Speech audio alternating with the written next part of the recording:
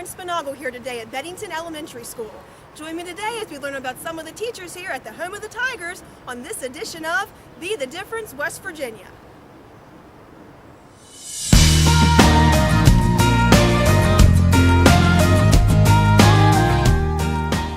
We're here in Michelle Butler's classroom. She teaches kindergarten here at Bedington Elementary. Hi Michelle, how are you? Hi, good. Tell me about yourself. Well, this will be my 12th year of teaching kindergarten. I did 1 year in second grade and decided that I wanted to come back to kindergarten because I like, the little ones, to guide them where they need to be. I have 2 handsome sons. Of course, I'm a little biased there. My oldest son is in 7th grade at Spring Mills Middle. My youngest actually goes here and is in another kindergarten classroom. He's 5. His name's Sebastian. My oldest is Austin. I have a dog at home that I love. His name is Drake. He's very energetic, keeps me on my toes with that. And I've been teaching at Bedington my whole career. I even did my student teaching here from Shepherd. I did my student teaching upstairs in the 2nd grade classroom. So I feel like this school is really my home, and I love my coworkers. Just love it here. So what led you to decide to become a teacher?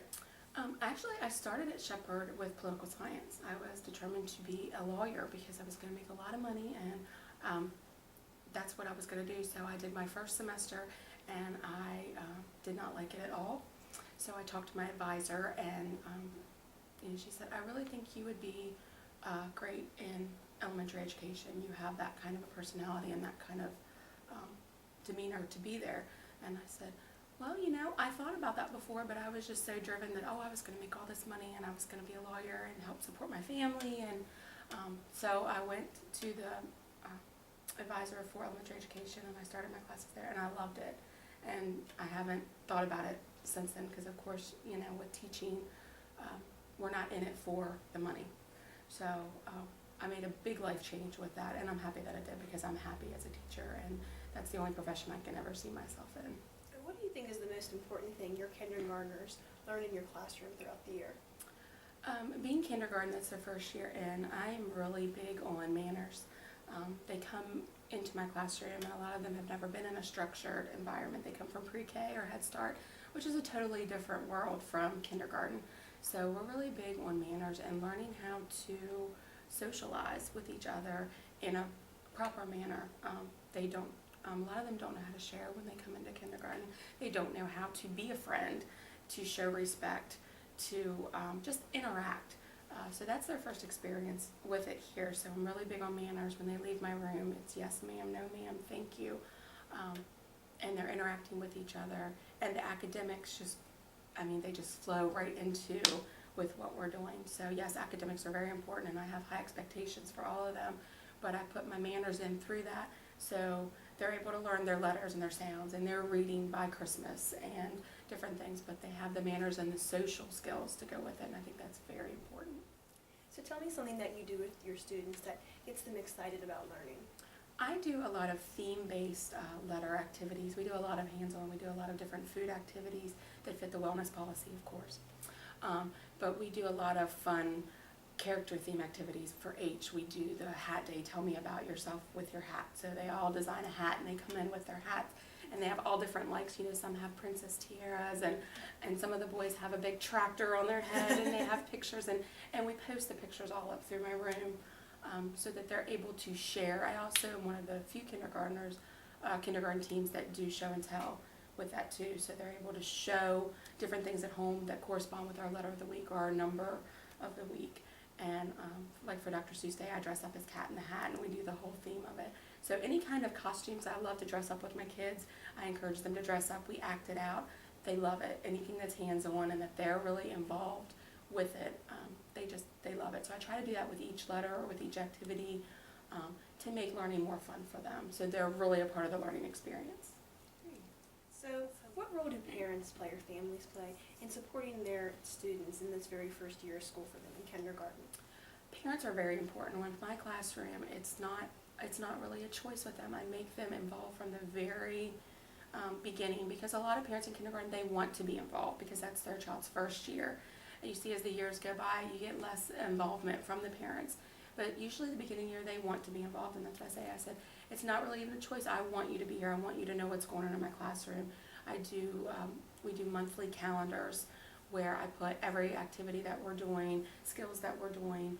If we have fun nights at school, inviting them into the room, they know they're always welcome to come in, to help out, to volunteer in the room. We do weekly sight words, and there's a parent compact in that where every week a paper goes home with them and the parent has to sign, I've worked on my child with these, they sign their name, they sign their date, and it comes back to us. That way we can see that they're involved. Anything that I do is homework or homework projects that have to be worked on at home with the parents. It's very parent-oriented and child-oriented so that they're working on it together, and I've gotten a lot of positive feedback from that. The parents say, I really like this because you're involving us in the learning, and we're right there helping the child, and I can look at your calendar and know exactly what's going on in your room, and there's no questions with that. So I think they play a very important role because they've had them for the first 5 years before they come to us. I tell them, you're their teacher too, so if we work together, we can bring out the most positive aspect for your child, and this is going to be a very positive learning experience for them. So what's one misconception about education that you wish you could clear up for the public? I think that is that we have our summers off and we can just do whatever we want. That has to be it, because I don't think parents, or not just parents, society understands that, yes, we have our summers off as far as not coming into the classroom, but we have professional development courses that we have to take over the summer, continuing education classes that we take. I don't think I've had one summer off per se that they would say, I'm always taking classes, I'm always coming into the school, working on units with my teammates, doing staff development with my Title I teacher to make our curriculum and our lesson plans better each year for the children, spending time in our rooms, organizing, getting rid of things, getting new things, just trying to come up with new ways to make it more fun and more exciting for the children. So the misconception that we have our entire summers off and we do nothing except lay around at home and watch TV, that's a big misconception, because that's not true. I spend a lot of time back here at school, and if I'm not here, I'm out there looking for cool ways to make my teaching more innovative for the children. So.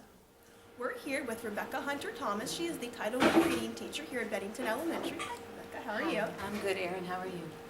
Tell me about yourself.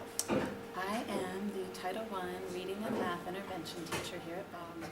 I was a classroom teacher before I became an intervention teacher, so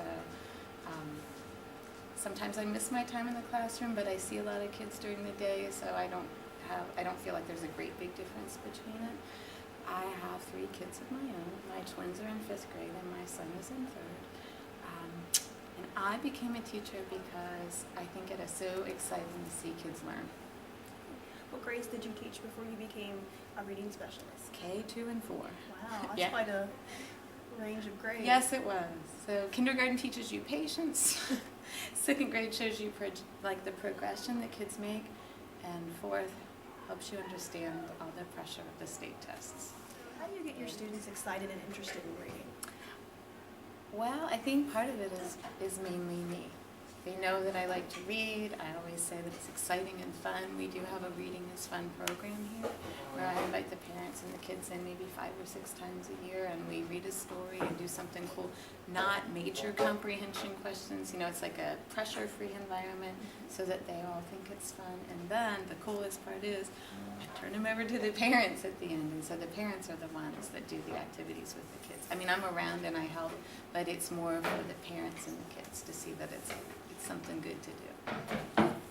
So how do you just touched us a little bit, but how do you encourage your families, or your students' families at home, to continue with the reading progress or the reading skills that you teach them during the school day? The Title I meetings. We have Title I meetings throughout the year. And so parents come in. I know one of my meetings last year was all about the importance of reading. And so I sat down with parents and explained. And when I sit down with parents, I literally mean that. I sit down with them at the table to talk about it. So that's part of it. Part of it is I make books with my kids in my intervention groups. And so I had one parent tell me last year that the books was the best thing I could have done with her son. And so he brought him home and he read them. It's just paper. But he brought him home and he read them over and over. Oh, look what I did with Mrs. Hunter. And so even with the reading nights, there's usually some little paper book that they take away with them. What's your favorite book that you like to share with your students? My favorite book? If you had to pick a couple favorite books, if you don't have a favorite book, what's something that you enjoy to read, a book you enjoy reading with your students? The Lorax. Probably the Lorax. Dr. Seuss is good, but you know it's also good for fluency. So I like Dr. Seuss for that reason, but the Lorax has a good message. And so I like to stop every so often in that story. What are you thinking? What are you feeling? So, but you know, if you give a pig a pancake, if you give a moose a muffin, those are fun too, because the kids get more creative with stories like that. So you can make just about any book fun. So what's one thing that you wish that the community knew about the teaching profession, or what it's like to be a teacher? It's not something that we do just for 9 or 10 months.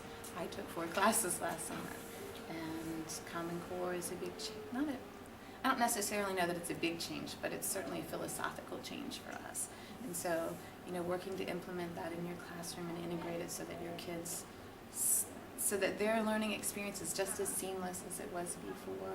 So I wish that parents and the community knew that we're passionate about it, that we're really trying. It's not something that we take lightly because we're investing in their kids.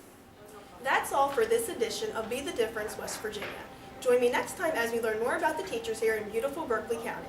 Until then, I'm Erin Spinagle, reminding you to be different, but more importantly, be the difference. I'll see you soon.